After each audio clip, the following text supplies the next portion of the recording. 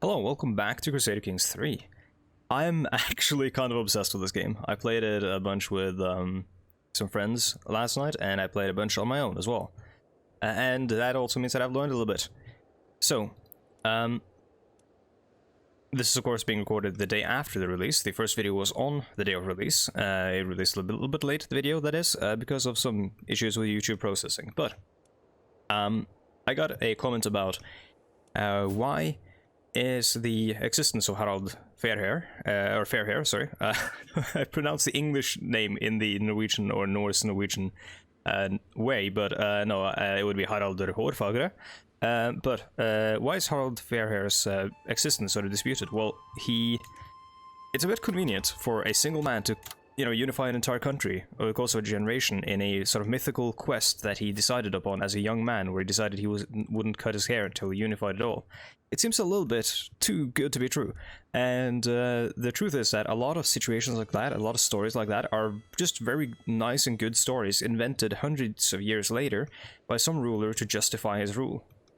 Another example of someone whose stories, someone like Haraldr Fairhair, or several people like Haraldr Fairhair, probably existed, several people who tried to unify a bunch of tribes of Norway before Norway was a thing. Because, of course, it's a bit absurd for him to say, I'm going to unify Norway before Norway even exists, right? Norway isn't a thing. Why would they say, I'm going to unify Norway, when these are just different lands in a weird part of the world? There's no, real idea that, this is Norway and this is Sweden. And this is Denmark, right? You might have Sjælland and Fyn and these different places in Denmark that have their own ideas, or their own regional identifiers, but yeah, really Norway and Sweden and stuff weren't really things. So yeah, it's a bit strange for him to decide he's going to unify Norway, but several people probably did that, and then the story got spun over time. Another example of a Norwegian who I don't know if he exists in CK2 at all. I do believe he was in CK3 at all. I do believe he was in CK2. Olav the Holy. Because in CK2 you could swap or you could do specific dates. You didn't just have the start dates. As far as I know, that's the only way of starting in this. You have to pick one of the existing start dates, 867 and 1066. However, Olav the Holy, Olav den Hellige in Norwegian, was a king who was mythically attested to have Christianized all of Norway, which is also absurd because that's not how Christianization happens in a country, really. It doesn't always go top down, and it doesn't always happen immediately. What happens is usually a fusion of the various beliefs for a long time, maybe even centuries, until the old just become customs and not really are treated with the same reverence as the Catholic Church, for example. So what happened with him, it was said that he Christianized all of Norway, and then when he died, his hair and his nails stopped growing, so they, canonized him as a saint. Well, as we know, that's just a thing that happens after you die, so, because your skin cells and whatnot, they keep dying, which is what hair and nails are made out of. But yeah, we are still raiding. I also wanted to have a look, because there's another mythical, not Norwegian, but there's a mythical Norse feature that we definitely are pretty sure didn't exist. I have it there. Where they tied in blissful smile, Ragnhildr. I think that's actually Ragnhildr, because the O there, the Swedish, I think that's a Swedish O, or now, but I think this Ragnhildr, the O sound there becomes an O letter and then becomes an A letter later on, which is why we now call this name in modern Scandinavian Ragnhild. We shouldn't name him Bersi, because that does kind of sound like a Scandinavian word for shit. Halvdan is a cool name, like Halvdan Hvitserk, which means Halvdan White Shirt of Jorvik, which is why this place is called York, of course. Jorvik, the Norse name. What's going on with Dublin? Ivar the Boneless. I don't know what the Boneless is in, or what it was called in Norwegian or Norse or whatever. Baneless sounds kind of weird, but it might be that, Baneless. Though Banelos actually could mean that he was legless. It might mean that he was a cripple from the legs down, which I think is actually, like, more likely. Let's see what he's got here. One-legged, yeah. That is probably the more likely story than that he had no bones. It's funny that the translation remains though, the boneless instead of Ivar the legless, because Bane in Scandinavian is both bone and leg. Ben, Scandinavian, leg and bone. The reason I said it differently there is because there are a lot of dialects and languages in Scandinavia that have similar sounding words, but you say it differently. Halfdan is a cool name. So he is our heir now, Halfdan. Halfdan Yngling. He's strong. He's got 1 prowess because of a holy size. You know, a lot of 0-year-olds tend to care about that. Alright, we're raiding. Now we gotta keep an eye out in case the Dutch or the Lotharingians decide to send troops to stop us here. And it does look like he's gathering his men. Do I need to raid it all the way down to get any money? It used to be that you just raid it and then, yeah, you start to, like, stack up raid loot, but it does seem like I need to raid it all the way down, and he might actually muster his armies before I can do that. Which might make raiding a lot more challenging in CK3 than it was in CK2. We have a bunch of straits here that he has to cross before he can get to us. He does look like he's going somewhere else. Maybe Lotharingia is in... I mean, it looks like they're in doo-doo. It looks like they're having issues. No, they're not at war with anyone. Yeah, he surely must be sending those troops to me. Yep, there we go. First to Brielle, and then to Bergen op Zoom. That's a good name. Bergen is also... where is it? It's over here, right? Yeah, Bjørgvin. This is called Bergen in modern Norwegian. Bjørgvin is an old name. A big trading city at this time. You know, I'm sad to say it, but I think we need to go. Oh, he might take a long time. We might have time. I doubt it though, actually. He might catch us out if you don't leave. Yeah, and we're also the commander. I don't want to stay here when he gets to us. Completion 16th of October. He's gonna arrive on the 7th of November. Oh, no, we're fine. Okay, let's just let's yeet off. Oh yeah, he's taking a long route. Wait, we're not fine. Wait, what? Do I not know my months? How did he arrive when it said he was going to arrive at... Oh well. The settlement of Middelburg, an important stronghold in Greater Zealand, has fallen to my raiders. We have the run of the vast tracts of land and many of the quivering subjects and shining treasures of Count Gerulf to choose from. So I can capture some skilled slaves for Tunsborg. Gains recently sacked. The control level will change and all that. Development progress of Chiefdom of Westfall will change by +40. Now, I don't exactly know how development factors into things in CK3. Let's have a look before we do anything. Development is 3. So it increases the development growth, which will then make the development go up to development 4, I'm guessing, once it gets to 100. Or I can take the money and the prestige, which is kind of what I want. I want that money.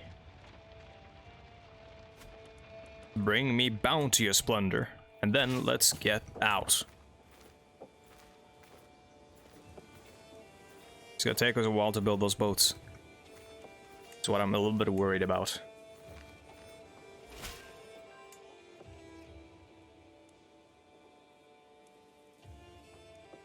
In 23 days, in 14 days, we are fucked. Can I change my commander real quick? I don't want to die. This guy's a holy warrior, which is good because he's gonna be fighting. He's gonna be fighting some Christians, right? Their commander is a 20. We're not gonna win with a 24, I don't think. This gives us a +10, so it gives us a 27 because of faith hostility advantage, I think. I think that's how it works. Despite our efforts, my agents have yet to uncover any secrets of Chief Erik's court. Okay, well, if there's anything, we'll find it. I want a hook. I want a hook on this man. In Haraldr Fairhair. There we go. The battle has commenced, and we are most assuredly going to lose.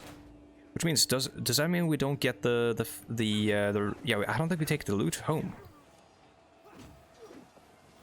If we lose, right? Or we might be able to... No, I don't know. We did get some money, I guess.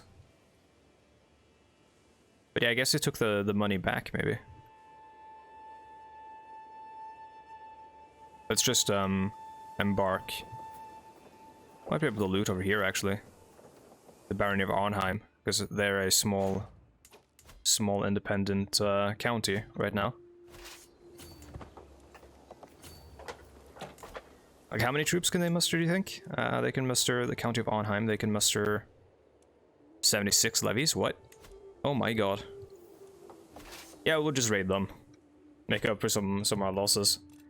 Empty council position. We need a steward, and I will do Helgi Thorsson.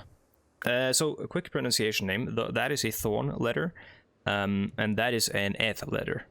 So, the Eth has a more DH sound, while the Thorn has a TH sound. While you might not hear it if you're not... Oh, he was actually the marshal. Goddamn. Then we'll make Wait. Rognvaldr is our chancellor. God damn it. But he's a way better marshal than we'll... Fucking musical chairs here, dude. I need more people. Chudmund will be my... Pay 3 gold. Yeah, that's fine. Chudmund will be my chancellor, I guess. We need more men to serve on our council. But yeah, so you might not hear a difference in those names. Let's have a look at our council here. But so Thord, TH, and then Gudr. So it's like a Thordr is kind of like harsher, and then Gudr is a little bit softer, but you might not hear any difference. Better like, oh my god, a gooder. A better example is Idun, which is an F, like the D looking one, DH, and then you have if I were to use the TH, it would be Ethan. So Ethan and Ethan, sorry. Just said the same thing twice. Trying not to confuse you, but I realize I'm not very good at it. Now, of course, my pronunciation isn't perfect. I'm by no means someone who speaks Old Norse. We just learned a little bit about this in school, and I've watched a lot of this one YouTube man who is also a professor at, or he was. Oh my god, where did you come from? Well, having a little bit of a deja vu right now. But he's a professor of Old Norse and Scandinavian studies. And he knows quite a lot. He's got a YouTube channel called, well, he's called Professor Dr. Jackson Crawford. So if you just look up Jackson Crawford on YouTube or Twitter, I think you'll find him. I think he consulted on the recent Assassin's Creed, the Norse-themed one. Which is kind of cool. Mostly like, you know, language, consulting and all that. And Jylland is such a big, powerful duchy, rather. We need to conquer more.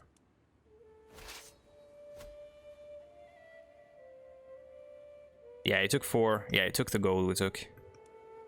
Oh well. I think we're getting some prestige though from it. When we were successful. Let's see. Oh, and we also took a... oh no, this is actually Vestfold's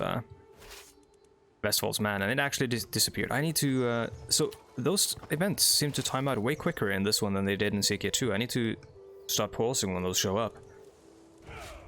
Let's send our soldiers home and let them replenish.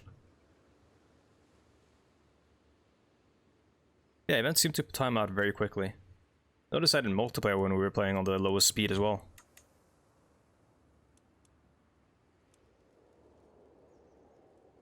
I think we have enough money for Herdmork now.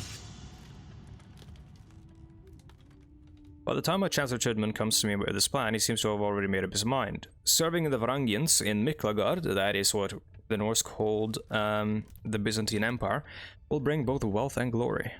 Or East Roman Empire, depending on the time period. I cannot deny that part, but I could deny his request. Go with Tyr's blessing. Tyr being a god of justice and whatnot. A war god of sorts. Since there are no, like... People tend to think about Norse gods in a very, like... Very, let's see... I get an unpressed claim. There we go. People tend to think of Norse gods very much in the... as like an organized religion where, like, this god is about all those things, this one is about all those things, and all that. When the truth is there were no, like, you know, warrior gods, no, like, gods of fertility, gods of the sea, and all that, like you had in a lot of established, like, state religions. Because the Norse faith was very... decentralized, and worship of a god might be very different in one village from another. And they might not even worship the same gods. They might know about the same gods. They might, like if they talk to each other, they might know about the same gods, but this village might think this god is cooler than the other one. And they might have reasons to worship him over another one, for example, or her. Or they might worship a bunch of them. Depending on, on what gods they want to protect, want to have protect them. Let's see. No, okay, let's not waste our time with them. Let's see, we need a Chancellor, so how do we do that? In CK2, you would be able to, just invite a bunch of people to your court, but it seems like that's not a thing we can really do, as Varangian. Invite champions. I don't necessarily need champions, I need just a bunch of people with, I need people with diplomacy that I can recruit to my court. And I could just look for people in the realm, I guess. Used to be able to just, like, find a character, like, search for characters. But I'm not sure if you can do that here. Maybe I'll get someone that conquers something. This guy has, that's chiefdom, but I need to look at the Jarldom of Uppland. The Jarl of Uppland has 684 troops. That's a lot. How many do I have? I have 501. My daughter. Asta is a good name.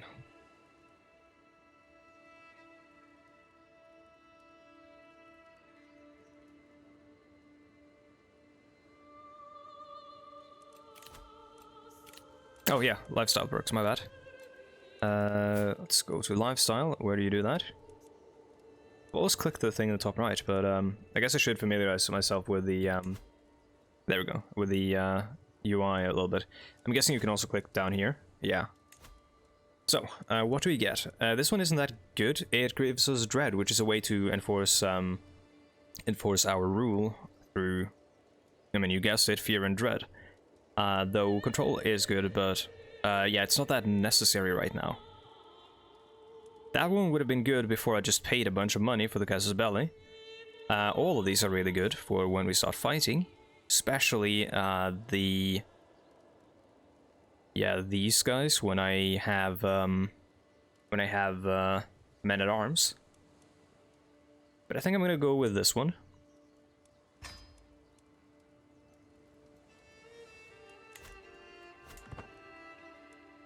Oh, I don't have any men-at-arms, right? Nope. Can I afford it? 1.7, and... the kind of men-at-arms I want is stuff like armored footmen and stuff. Okay, so yeah, so it uses prestige maintenance. That's good. So it's 0.7 per month, and I have 0.4 gained per month. Damage 33, 22. So counters, any counters? It counters spearmen, but what counters armored footmen?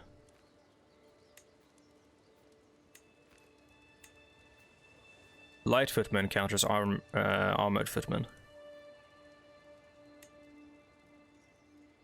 And light footmen are really cheap. And this only counters spearmen, which I don't think we're gonna face, honestly. So I'm gonna get some light footmen, and then I might get some bowmen which counter skirmishers, which we don't really have skirmishers unless bowmen are skirmishers. Maybe we'll get light horsemen. I think these three are like the standard makeup that you want. Now I have 0.0 per month. Huh. What's up, Ransom? He wants to buy his son's freedom. Pays 88. Yes. Sure, yeah. Now I have 154. That's a lot. What? Why? How? There's never a quiet moment. My son and heir, Halfdan, is so full of questions. I do my best to encourage his curiosity, but sometimes I cannot help but get exhausted by the constant stream of thoughts and inquiries. So gets a trait, curious. That's pretty good. Diplomacy +1 and learning +1. We can build stuff in Oslo, Sysselad, and in Tunsborg. So which one is the biggest? So Oslo Sysselad is actually the biggest one. Can I convert that to my primary holding somehow? Telemark. Yeah, Oslo Sysselad has this one. You cannot construct new duchy building. Okay. That's a county capital. We have realm capital here. So Vestfold has 4 tiles. Oslo Sysselad has 4 as well. Yeah. Maybe I'll move my capital to Oslo. Or to Oslo. Yeah, let's... Chiefdom of Ynglingaætt will be the new realm capital. Some buildings in Vestfold may become inactive. Which buildings are those? None. I see none. Yeah. Yeah, let's go to Oslo. Move there. It's gonna pay off in the long run, and then our house guards come with us. Who's this dork moving through our stuff? Hedmark. Oh, you will rue the day. Using up our supply limit and all that. What can we build here? We can build palisades and stuff. Levies and garrison, +100, +150. That's really, really good. Like, levies plus the garrison is actually super good. Takes 3 years to build. Let's do it. We can't construct anything here because we're already constructing. Tunsborg, I think this stuff is going to be... I'm going to treat this as, like, integral to my domain. The chiefdom of Vestfold is de jure part of the Duchy of Viken.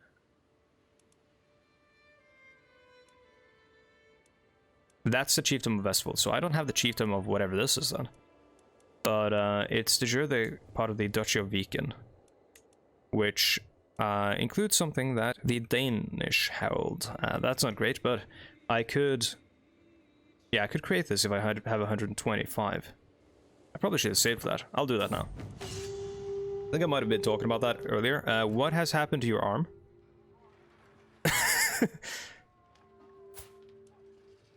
Maimed, he has no arm. I said that you are interested in deepening your grasp on warfare, says the one-armed man who obviously could not have been that good. Rognvaldr folds his hands. No, you don't. You can't do that. Rognvaldr is well known for his mastery of fighting infidels. Okay, yes, that would be cool. We'll attempt to teach you the Holy Warrior skill. He becomes my mentor. Well, first, I'm gonna just level up my thing here before you do that. So knights, meaning champions for us, that's good. Serve the crown. Control territory defender.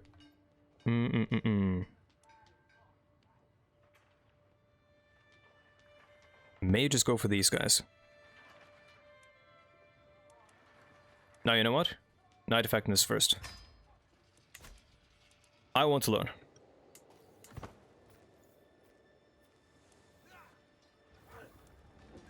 Ringariki, the... oh, God. Vestmannsland, that's over there. Western Man's Land is what it translates to, roughly, I believe, from Swedish. So this guy is now losing a battle, which means his troops are going to be exhausted. So if I declare war, I could take this these mountains in the north and create a pretty defensible march.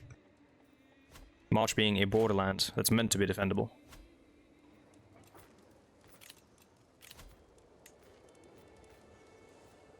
I'll just recruit this guy so we actually have someone. Even though he's kind of terrible. Balder would make for an accomplished commander. Notable guest. That's cool. Anything else we need to do here? Low county control into Elmark. We're dealing with it. I should raid, yeah. I should keep raiding. I need that money for that duchy. And that duchy will be huge to have.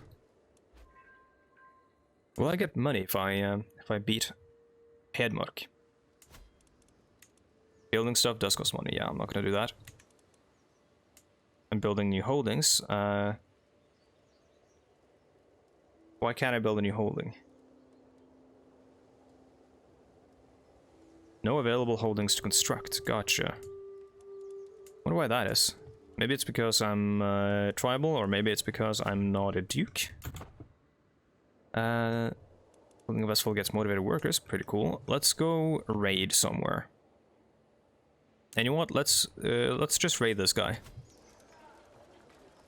Oh no, 0 loot. Never mind, let's not raid him. Let's raid these schmucks. Arcona. Do battle with zeal. Okay, Rognvalder has shown me the ins and outs of fighting infidels, and by final test a mock battle against him to show what I have learned. You have...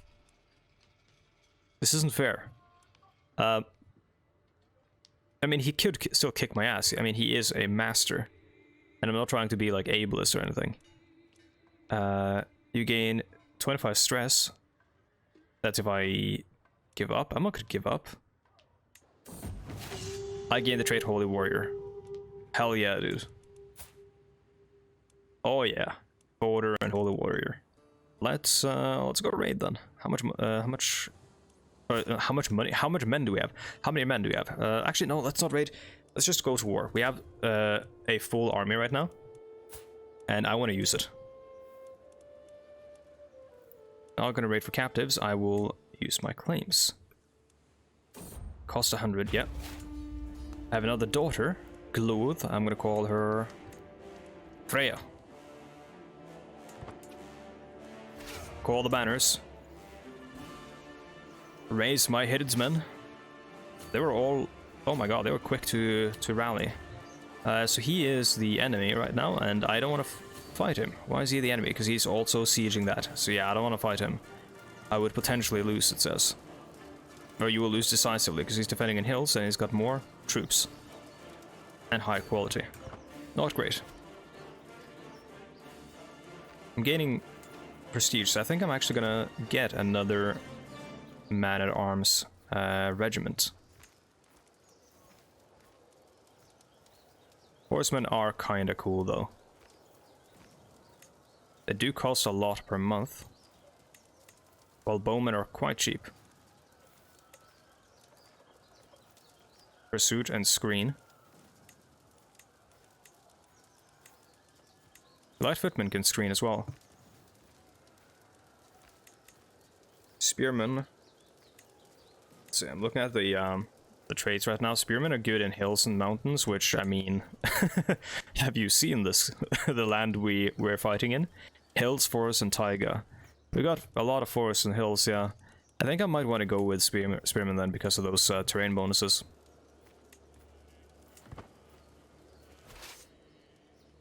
Now, those are unraced.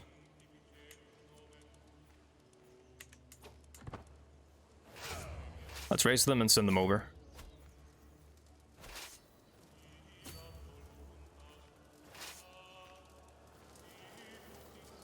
Now we can hang out there actually, but I see no need to, since we'll have to pass. Yeah, we'll have to pass past them anyways if we're gonna do anything. Looks like yeah, the battle is over. We can now go. Merge them up there with G. Neighboring ruler lost a war. That's fine. He's coming back. Well, I've got a head start on the siege anyways. Unless he's got like an extremely strong castle. He's got fort level 2. Oh yeah, we do as well. That's fine. I'm gonna take that loot and then run straight back and kick his ass in Tunsborg.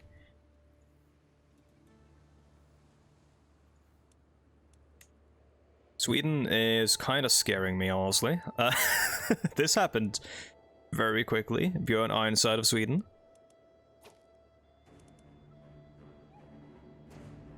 Sorry, what? You are weak and I am strong. There is no other justification needed for me to come and take what I wish from you.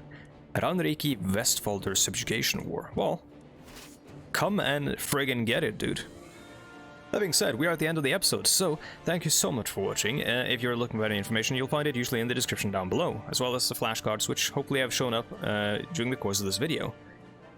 Other than that, yeah, if you have any tips, anything like that, let me know in the comments. That's it. Thanks so much for watching, and I'll see you guys next time. Goodbye.